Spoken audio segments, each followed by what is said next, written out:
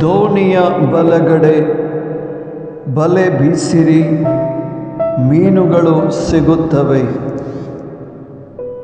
ಯೋಹಾನ ಸಂದೇಶ 21ನೇ ಅಧ್ಯಾಯ 6ನೇ ವಚನ. ಯೇಸುವಿನ ಈ ಮಾತುಗಳನ್ನು ಕೇಳಿದ ತಕ್ಷಣ ಶಿಷ್ಯರು ದೋಣಿಯ ಬಲಗಡೆ ಬಲೆ ಬೀಸಿದರು ಮತ್ತು ಅವರಿಗೆ ತುಂಬ ಮೀನುಗಳು ಸಿಕ್ಕಿದವು. ಪ್ರಿಯರೇ, ಯೇಸುವಿನ ವಾಕ್ಯದಲ್ಲಿ ವಿಶ್ವಾಸವಿಡೋಣ,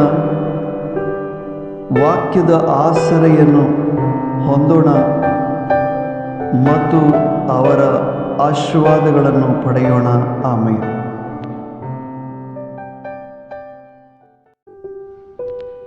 तुमचे जाळ दोनीच्या उजवे बगलेक उडवून पळया, तुमकां मेळटली. जिवांची शुभवार्ता 20:21 जेजूच्या उतरांचेर फांतयेवन सिसांनी जाळ उडयलें आनी तांकां भरपूर माशली मेळ्ळी. आमी जेजूच्या उतरांच्या आदाराचेर आमचें जिवीत चलोवंक प्रयत्न करया आनी ताची आशिर्वादां जोडया. आमेन.